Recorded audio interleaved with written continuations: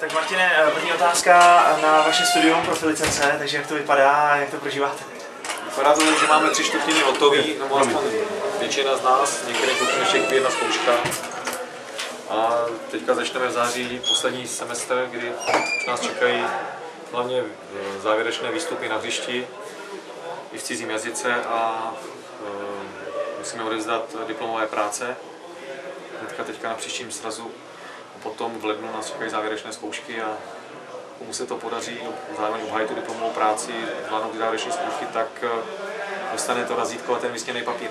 No, mohl byste pro naše návštěvníky webových stránek říci, kde teď působíte a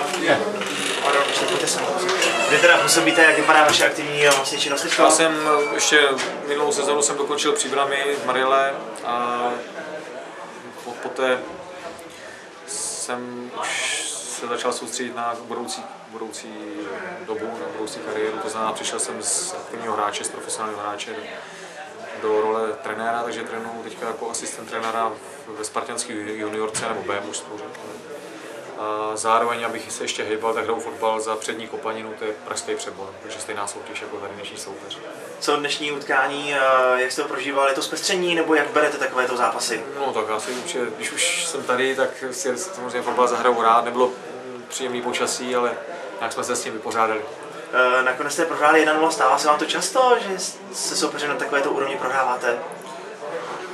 Tak já hraju přesně tuhle soutěž, jak jsem říkal, a zatím jsme prohráli jednou, takže často se to nestává, no tak doufám, že se to nebude opakovat v těch příštích našich zápasech.